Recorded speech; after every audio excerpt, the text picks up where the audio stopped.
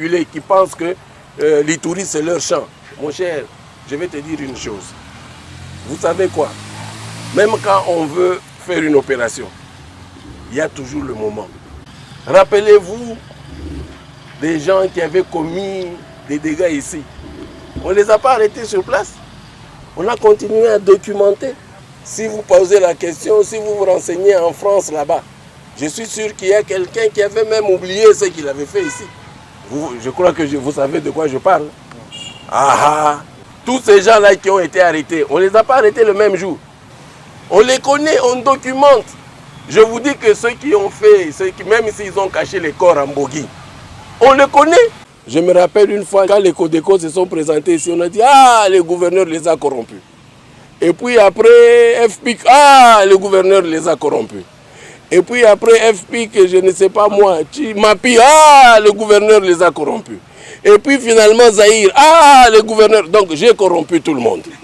Donc vous voyez un peu jusqu'où ça va. Non, c'est pour vous dire que nous faisons un travail, nous sensibilisons les jeunes. Et comme je vous ai dit, ces jeunes-là, ils peuvent mentir quand ils sont devant leur prétendu leader. Ils leur disent oui, nous voulons, oui, nous sommes avec vous, oui, oui. Mais après, ils viennent nous dire toute la vérité. Moi, je n'ai jamais donné un seul sou à un jeune ici pour dire non, quitte la forêt, viens ici. Jamais. Et d'ailleurs, je n'en ai pas. Mais tous les jours ici, les jeunes viennent. Ils viennent, ils nous disent c'est tel qui a fait ça, c'est tel qui fait ça, c'est tel qui fait ça. Il y a un monsieur qui a démissionné ici. Avant qu'il ne démissionne, il était ici chez moi. Vous voulez, parce que vous voulez toute la vérité. Il était ici chez moi. Il a démissionné pourquoi? On l'a menacé. Tout le monde le sait. Il est venu ici, un monsieur qui voulait la paix, il s'est battu pour tout, pour qu'effectivement il y ait la paix. Non, on l'a menacé, lui, sa famille, ses enfants, on a menacé tout le monde. Est-ce que vous ne le savez pas? Il y a les autres ici, il y a les autres qui sont venus eux-mêmes, je ne sais même pas d'où ils sont venus, d'une communauté. Ils ont dit, eux, en tout cas, ils ne veulent pas être là où on les met. Mais vous voyez toutes les menaces qu'on leur fait? Ça, vous ne savez pas? Mais on dit non, le gouverneur a l'argent, il donne. Moi, je donne l'argent à qui? Je ne donnerai l'argent à personne et je n'en ai pas. Pas d'argent à donner aux groupes armés.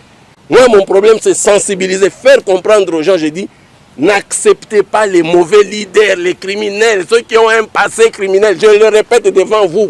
Et quand je posais la question, je dis, pourquoi est-ce que vous avez accepté que des criminels posent encore des candidatures pour venir et maintenant vous instrumentaliser? Ils ont dit, non, non, on les a conseillés, ils n'ont pas voulu. Parce que tout le monde a peur d'eux. Ça, vous ne savez pas. Vous voulez que je vous répète ça? Il y a eu un monsieur sérieux ici dans ce pays qui est venu, qui a dit, Iturien, qui a dit, il veut la paix. Il a continué à sensibiliser les membres, ces membres-là qui ont accepté que ce monsieur veut la paix.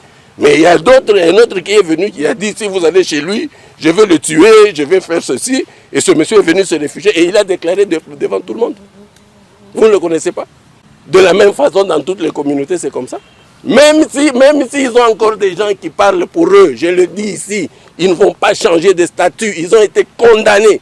Et ceux qui n'ont pas été condamnés seront condamnés. Et ceux qui ont été condamnés une fois seront condamnés la deuxième fois s'ils répètent leurs actes.